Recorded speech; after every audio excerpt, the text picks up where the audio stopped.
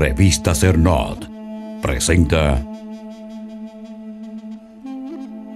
Trampa Legal en sentencia del caso Emily Peguero para favorecer de 5 a 2 años a Marlin Martínez en apelación. Juicio desde cero. La Corte ahora mismo, Junior, está en una especie de caer en una trampa legal. O sea, tenemos una señora que le han sido retenidos 2 faltas: ocultamiento de cadáver, sustracción de menores. Y cuando leemos el Código Penal, que vemos que la sustracción de 1 a 5 años no encaja, porque la sustracción de menores tiene que ver con seducción, con un mayor de edad, hombre, que le dice a una muchacha, en base a mentira: mira, vamos a casar, vamos a tener relaciones sexuales, yo te voy a proteger, pero es una trama para seducir a la menor y usarla sexualmente. Esta señora lo que va es a hacer una prueba de embarazo, es puro y simple, que ni siquiera está contemplada como delito, de hecho. ¿Cuándo ocurrió esa sustracción? Antes de todos los Entonces, hechos. Si es antes de todos los hechos, evidentemente que tienen que explicar, porque entonces no veo el vínculo de ella con ese ilícito, sobre todo por el hecho, lo que se conoce, que la madre la autorizó a que llevara a la niña. No, es claro que no es sustracción. Sin embargo, si eso va a la Corte de Apelación y la Corte evidentemente le va a quitar ese delito, quedaría en ocultamiento de cadáver, que son 2 años. Esa es la trampa donde han llevado y han caído los jueces, de manera quizás inocente, por ponerle un término suave, pero ella pagó para ocultar. Y el 304 del Código Penal establece que todo aquel que oculta con la finalidad de lograr impunidad, le tocan 30 años, Junior. Si el fiscal hubiese pedido 30 años, a ella le tocaran 30 años. Nosotros estamos proponiendo que la Corte no caiga en el error de seguir el juego a esta sentencia, que no es más que una trampa preparada por la defensa, que tiene su derecho. El artículo 60 del Código Penal nuestro establece lo siguiente: se castigará como cómplices de una acción calificada crimen o delito aquellos que por dádivas, promesas, amenazas, abuso de poder o de autoridad, madre e hijo, autoridad, maquinaciones o trampas culpables, provoquen esa acción o dieren instrucción para cometerlas. Luis, yo he planteado, no se trata de una persona que se encontró con la situación, le compra un pasaje a su hijo para que se vaya, y luego de eso llama a las autoridades, claro, y le entregue el cadáver que se encontró por una situación, digamos que fortuita. Es una persona que llega a su apartamento, creo que no lo usaban con frecuencia, no, sino que en situaciones, y que luego que se encuentra con el hecho, hace toda una estratagema de ocultamiento que la llevan a el terreno.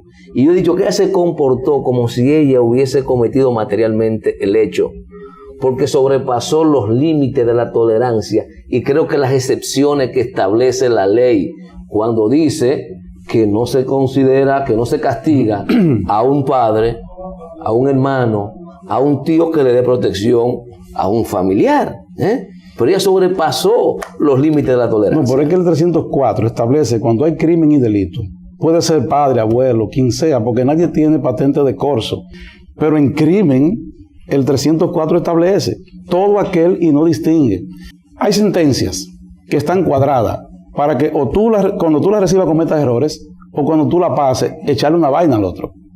La Corte tiene que saber que es una sentencia producida no por angelitos. Y no es mucha coincidencia, decía yo, que no haya habido un solo voto disidente. Que los 3 jueces del colegiado pensaran exactamente lo mismo. Mira, es que los jueces en el nuevo Código Procesal Penal tienen que actuar con logicidad, con carácter científico y con la máxima experiencia. Y faltaron las 3. Junior, Los jueces, cuando leen la motivación de la sentencia, dicen que los hechos que ellos estaban juzgando eran propios de las bestias. Pero ¿cómo tú como juez me comparas eso? Hay un problema ahí de base, de fondo del pensamiento, porque el pensamiento se origina con lógica jurídica. Si la abuela da una orden, el hijo la ejecuta, ¿cuál es el silogismo de eso? Los dos están relacionados, por Dios. Pero claro. Entonces, los jueces de manera olímpica le entran a la sociedad, Junior. Pero si yo te ayudo a perfeccionar tu crimen, ¿qué es eso? ¿Qué complicidad?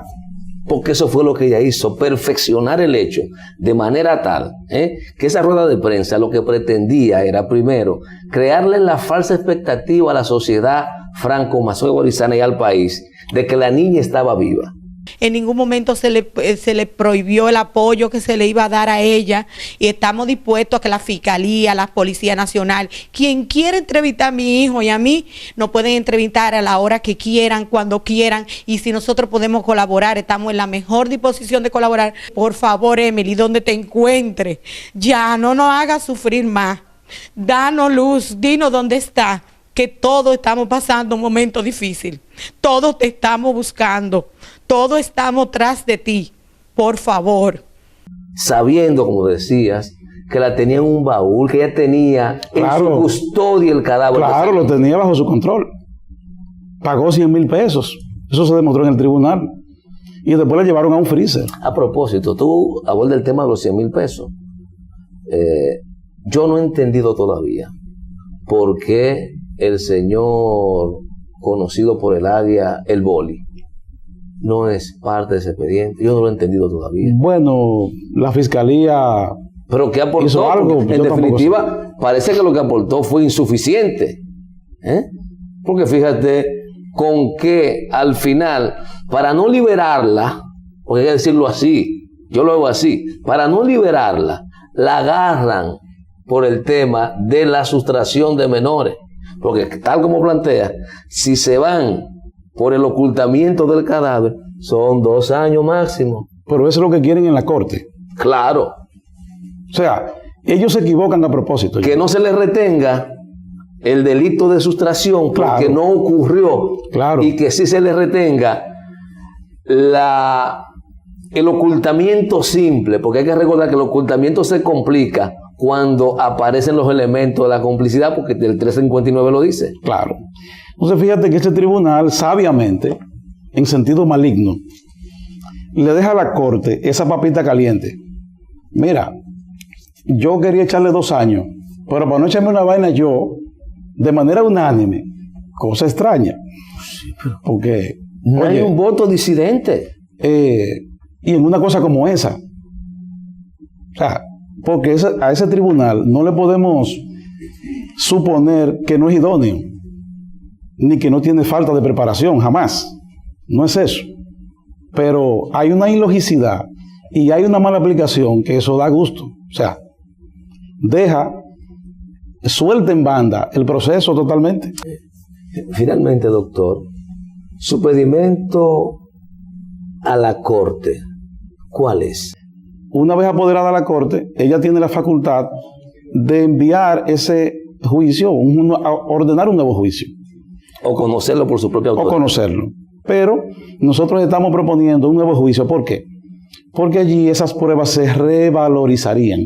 Esta es una lucha del país contra el mal. Porque ¿cómo es posible que vamos a pretender dejar una madre, una familia humilde, sin un castigo de la verdadera autora y cómplice de eso? Mirad al Señor con ojos atentos y descubriréis en Él el rostro mismo de Dios. Revista Cernot presentó